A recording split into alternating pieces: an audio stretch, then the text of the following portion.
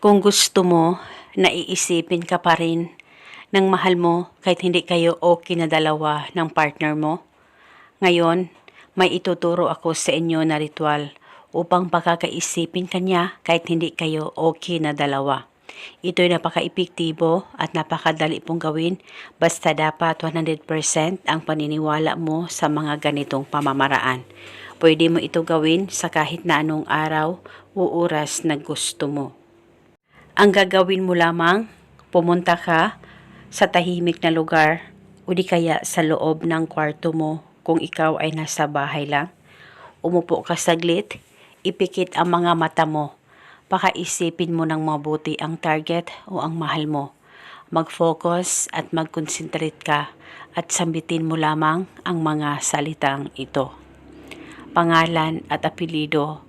Ako lamang ang pakakaisipin mo bawat minuto. Sambitin mo lamang ito ng 11 times. Pwede ka mag-iba o magdagdag ng hiling kung gusto mo, wala pong problema.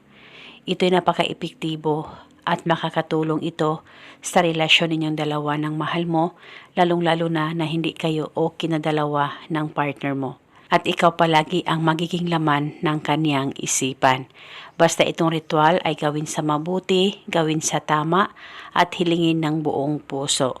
Kinabukasan, ulitin mo ang paggawa nitong ritual sa kahit na anong oras na gusto mo.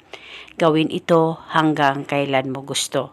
At isa itong paraan para magkaayos kayong dalawa ng mahal mo. Basta magtiwala ka lang, huwag mawala ng pag-asa at magiging okay din ang lahat sa inyong dalawa ng partner mo. At pwede mo rin ito gawin bago ka matulog. Pagkatapos mong mapanood ang video na ito, mag-comment ka lamang sa ibaba, I claim it. Maraming salamat po sa panonood at hanggang sa susunod ko pong video. May God bless us all.